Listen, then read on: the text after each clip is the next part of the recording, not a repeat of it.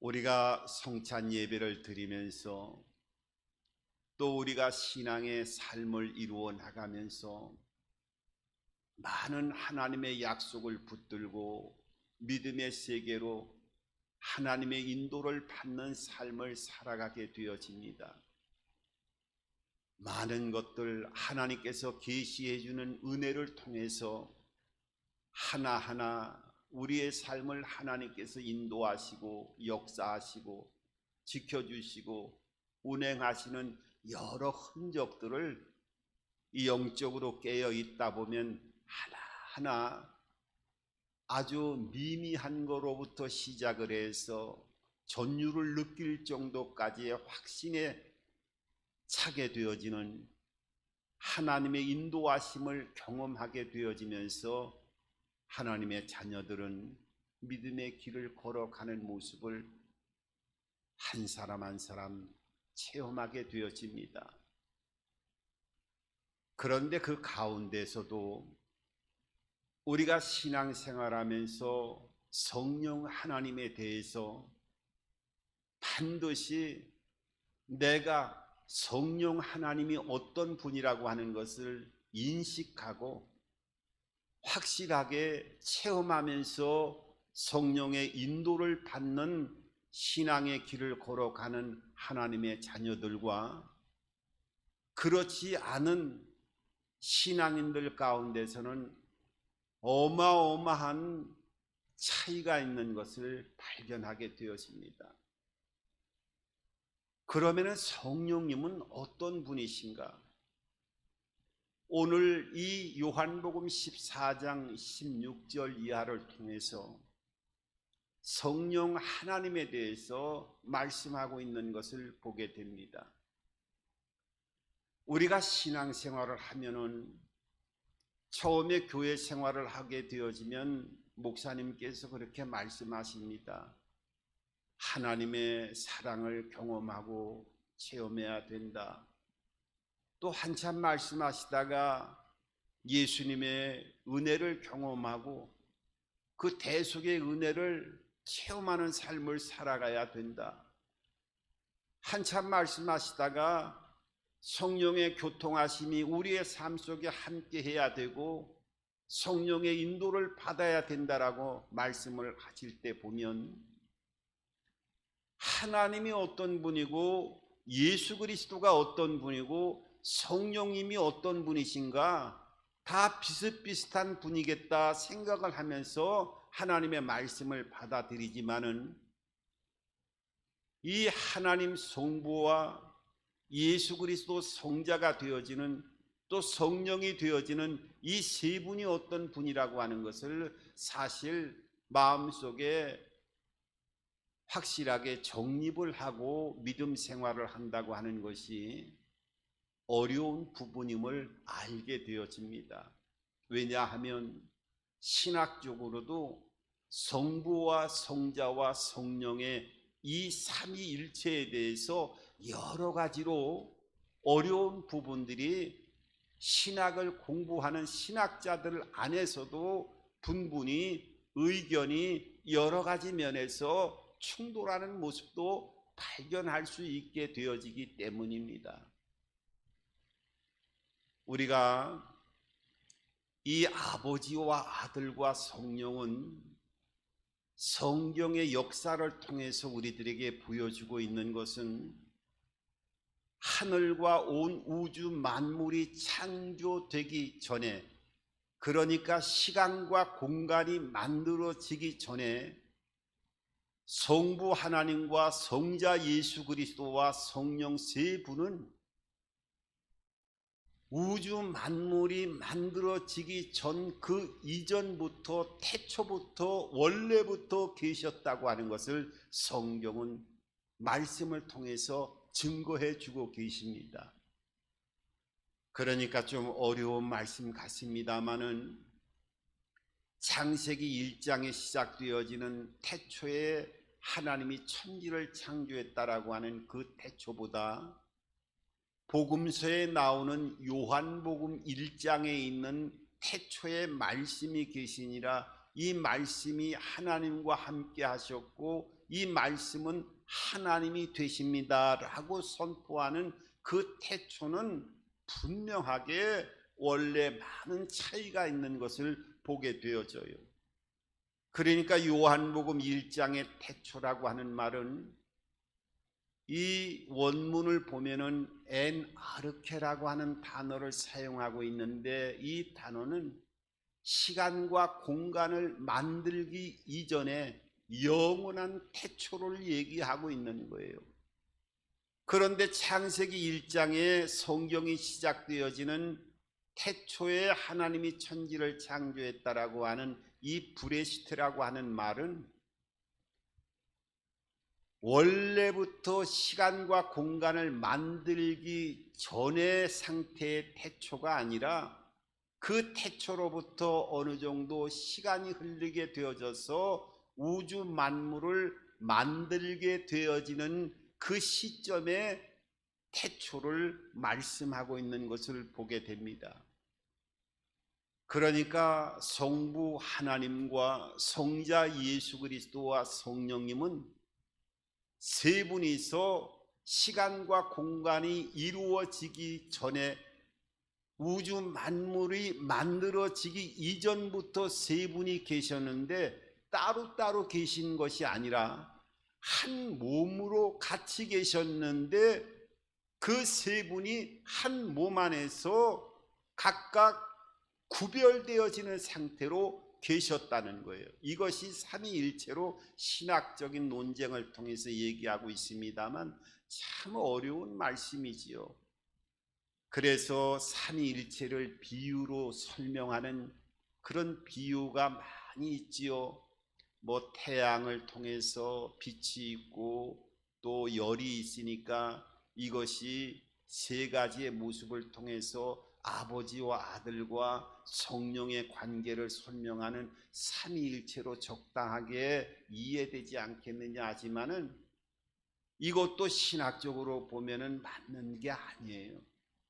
여러 가지로 비유를 하고 있습니다만은 그래도 제일 근접되어지는 삼위일체를 비유한다고 하면 여러분들 아마 다른 것보다는 시간에 대한 개념을 생각하면 그렇게 오류로 빠지는 일은 없을 거라는 생각을 해보게 되어집니다. 그러니까 시간 속에는 과거의 시간이 있고 시간 속에는 지금 현재의 시간이 있고 또 시간 속에는 앞으로 다가올 미래의 시간이 있지요.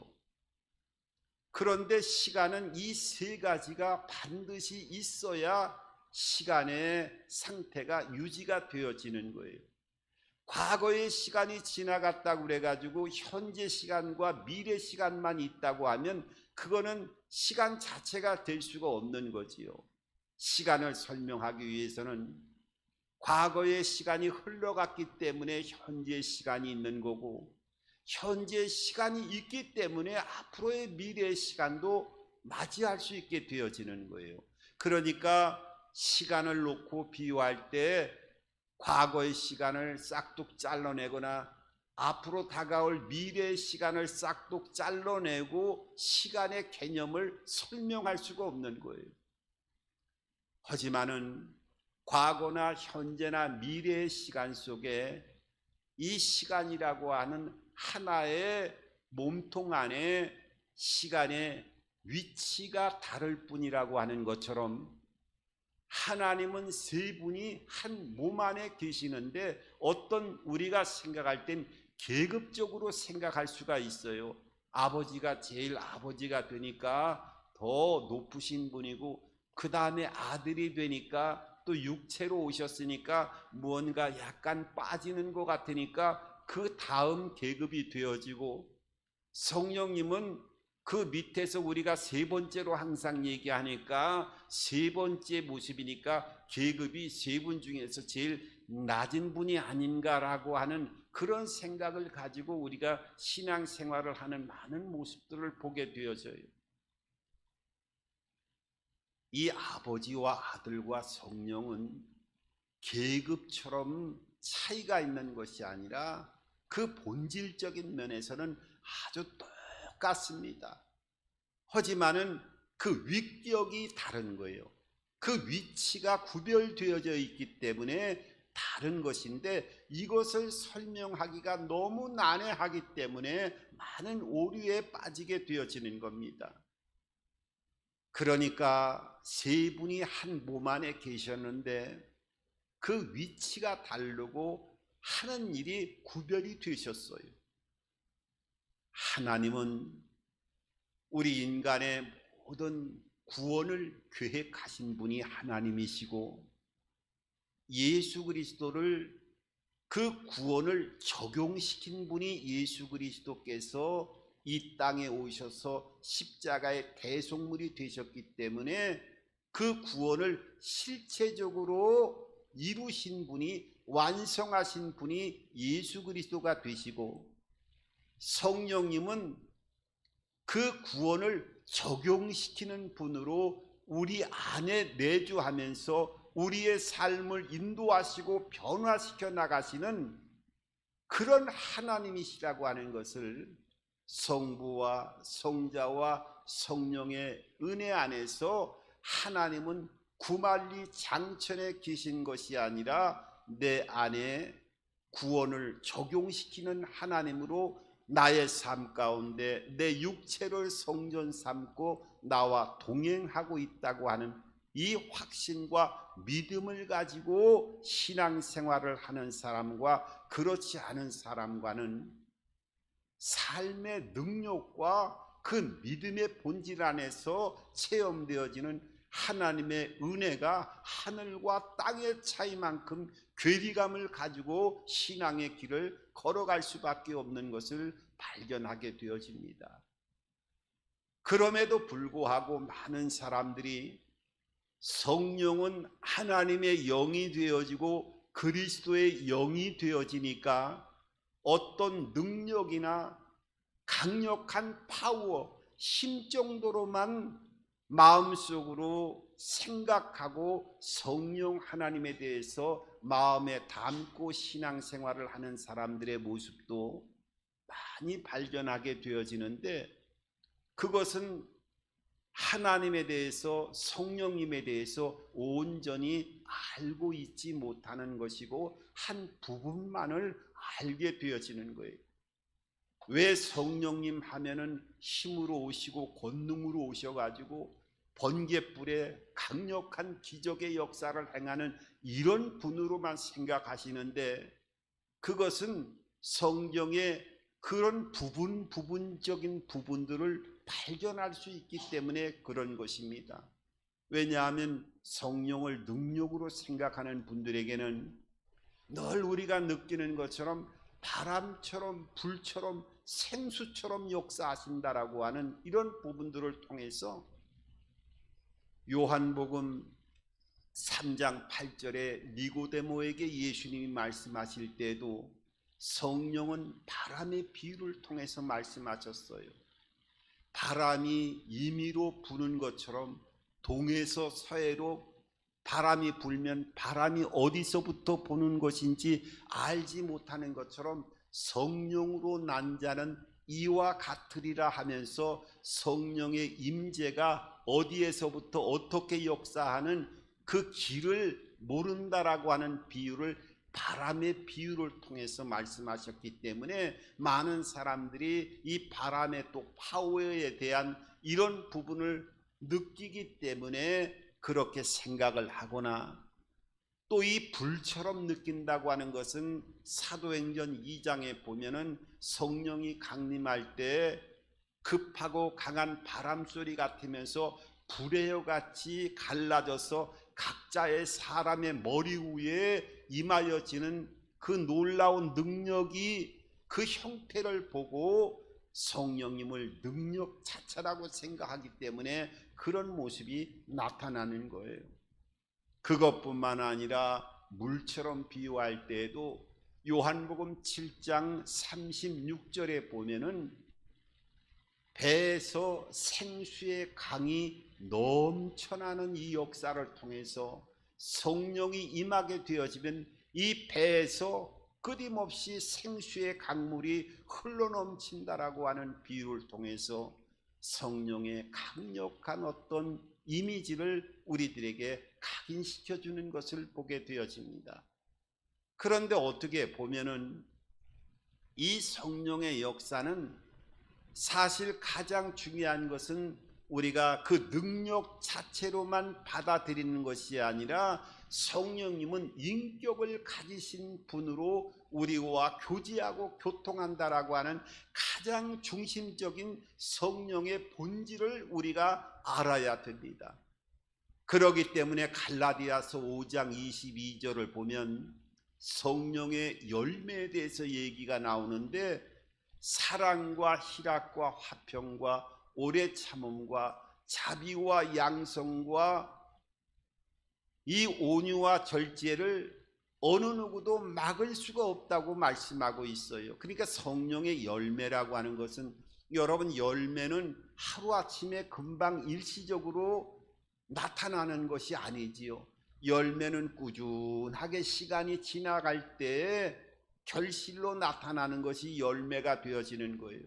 그 사랑과 희락과 화평, 이 오래 참음과 자비와 양성과 온유와 충성과 절제, 이 9가지 성령의 열매는 어떤 파워적인 것이 아니라 성령이 지정의, 지성과 감성과 의지를 가지고 그 본질적인 면에서 사람 안에 들어와서 내주하게 되어지면 우리의 혼적인 요소와 육체 안에서 함께 어우러지면서 우리의 삶 자체를 변화시켜가고 인격을 빚어나가는 이 모습을 통해서 성령의 사람으로 만들어가는 본질적인 면을 통해 갖고 성령 하나님은 인격적인 분이라고 하는 것을 우리가 제일 먼저 마음속에 기억하고 환영하고 인정하고 모셔드리는 이 삶을 통해서 성령의 능력적인 파워적인 면도 한 부분으로 경험하고 체험하는 삶을 살아가야 되는 겁니다. 여러분, 하나님도요, 하나님이 창세기 1장에는 엘로힘, 능력으로 나타나는 창조의 하나님의 모습이지만은 하나님의 다른 모습으로 그 본질적인 면을 여러 형태로 말씀하잖아요. 우리가 아는 대로 여호와 샬롬 하면은 하나님은 평강의 영으로 오시고, 여호와 니시 하면 승리의 하나님으로 오시고, 또 여호와 이레 하면 하나님은 늘 준비하시고 우리에게 역사하신다라고 하는 그 하나님의 모습으로, 여호와 삼마, 하나님은 항상 우리의 삶 속에 거기에 계시고 늘 우리를 지켜주는 모습으로, 엘 샤다이의 하나님은 전능자의 하나님, 엘리온의 하나님은 지극히 높으신 하나님의 역사를 통해서 하나님의 다른 한 부분들을 보여주는 것처럼 성령 하나님은 인격을 가지고 아버지와 아들과 성령 안에서 한 몸 안에서 교제를 이루지만은 그 파워적인 한 부분과 능력은 그 부분에서 나타나는 것임을 우리가 인식하면서 성령님과 교제하고 교통하는 삶을 살아가야 되는 거예요.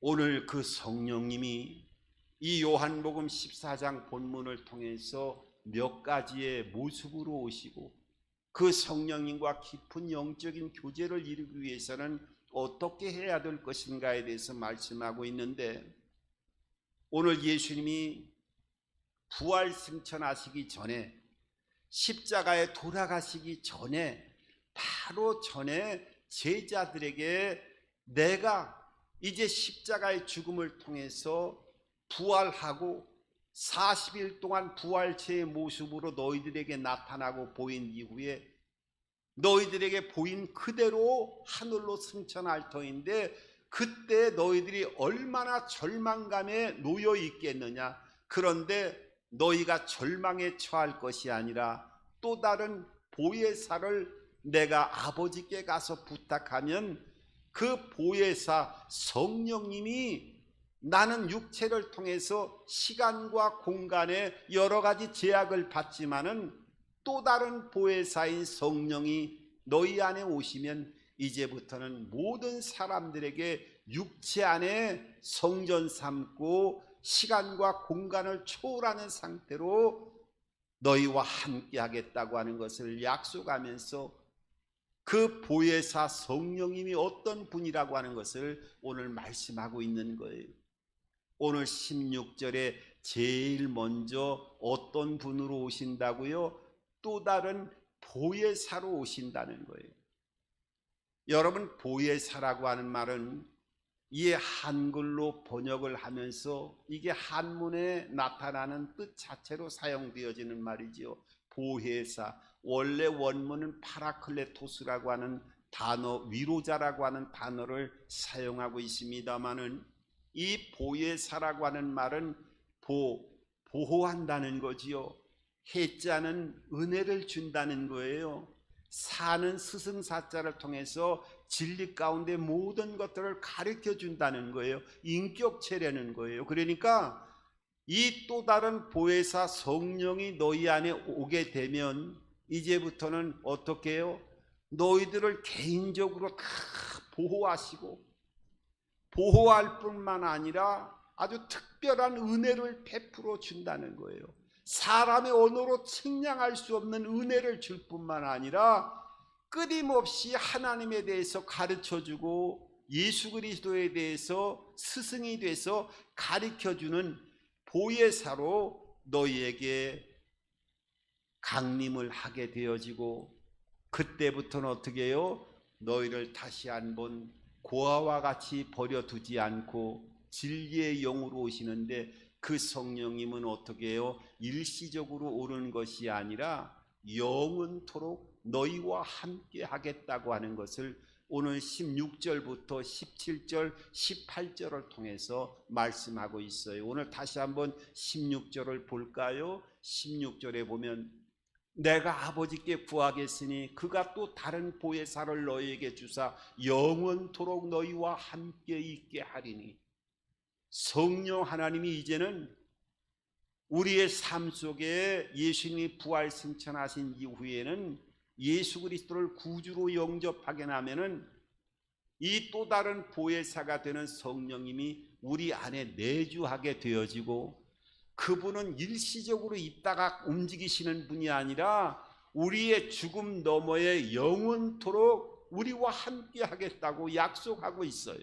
그 여러분들 한 분 한 분은 지금 성령이 다 구원받고 내주하고 있음을 알고 그 아는 믿음 안에서 신앙의 주님의 인도를 받는 삶을 살아가야 될 줄 믿습니다. 그러면서 그 영은 어떻게 해요? 고아와 같이 버려두지 않겠다고 17절에 이렇게 말씀하고 있지요. 17절에 그는 진리의 영이라 세상은 능히 그를 받지 못하나니 이는 그를 보지도 못하고 알지도 못함이라. 세상 사람들은 알 수가 없다는 거예요. 이 또 다른 보혜사 성령이 예수 믿으면 내 몸 안에 하나님이, 또 다른 하나님이 내 안에 내주하는 것을 세상 사람들은 보지도 못하고 듣지도 못하고 알지도 못한다는 것이죠. 오늘 18절에 이렇게 말씀하고 있습니다. 내가 너희를 고아와 같이 버려두지 아니하고 너에게 오리라. 성령님이 대신 오셔갖고 우리를 지켜 보호하신다는 거예요. 그런데 오늘 19절에 보면은 이렇게 말씀하고 있어요. 조금 있으면 세상은 다시 나를 보지 못할 것이로되 너희는 나를 보리니 이는 내가 살아있고 너희도 살아있겠음이라. 성령이 같이 교통하기 때문에 예수님이 십자가에 죽으셔도 살아있는 상태로 연결이 된다는 거예요. 그래서 20절에 오늘 우리가 하나님의 말씀의 제목처럼 그날에는 내가 아버지 안에, 너희가 내 안에, 내가 너희 안에 있는 것을 너희가 알리라. 너희들이 분명히 인식하고 안다는 거예요.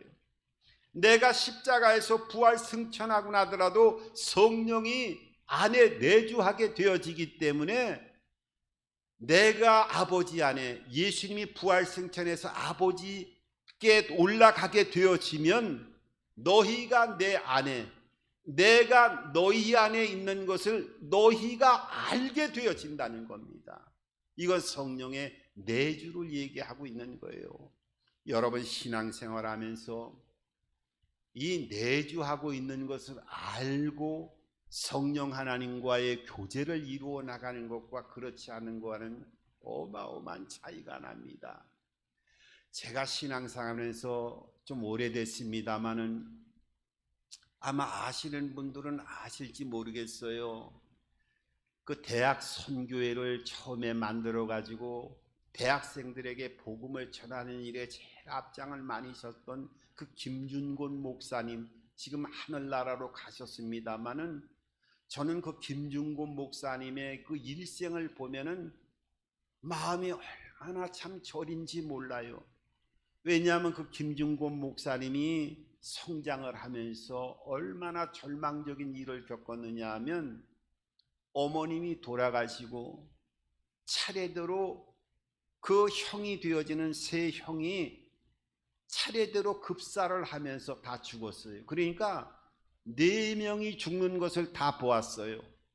근데 거기에 그치는 것이 아니라 6.25가 터졌는데 아버지마저 그리고 형제들마저 총살을 당하고 다 죽었어요. 그러니까 엄마, 형들 다 급사하는 거 보고 6.25 때 아버지가 또 나머지 형제들 총살당하는 거 보았지요.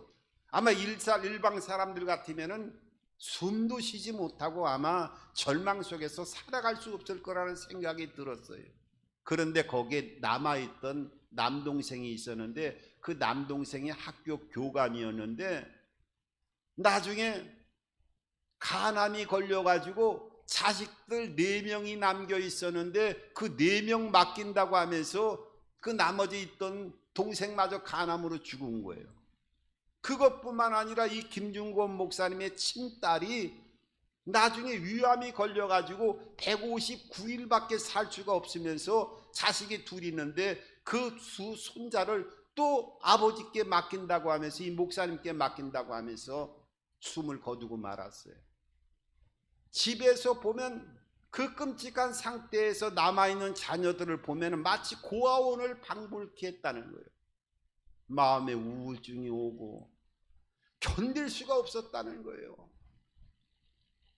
그런데 성령님께서 그럴 때마다 말할 수 없는 탄식으로 위로해 주시고 기도해 주시고 음성을 들려주는 은혜를 통해서 그 모든 환경을 잘 이겨나갈 수 있다라고 고백하는 이 성령의 내주 속에서 끊임없는 교통과 은혜 안에서 그 환경을 극복해 나가고 이겨나갔다라고 하는 그 모습을 생각할 때마다 오랜 시간이 흘렀음에도 불구하고 그 말씀이 늘 기도 가운데 생각이 나곤 합니다.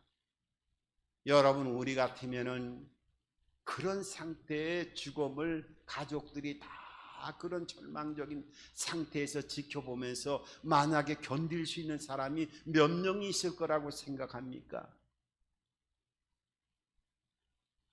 하나님의 영 성령께서는 우리를 보호하시고 고아와 같이 버려두지 않고 진리의 영으로 지금부터 영원토록 우리와 함께하면서 우리를 보호하시고 위로하시고 인도하시고 가르치시고 역사하시고 함께하고 있다고 하는 것을 여러분들 늘 그 은혜 안에서 동행하는 삶을 통해서 그 역사를 체험하는 은혜를 통해서 다 하나님의 통로로 쓰임받게 되기를 바랍니다.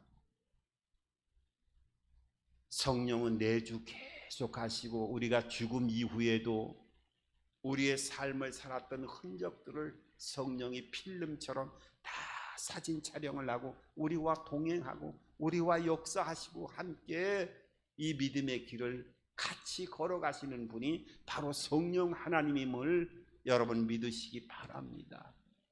그분과 끊임없이 일시적인 것이 아니라 교통하기 위해서는 오늘 마지막 21절에 이렇게 말씀하고 있습니다.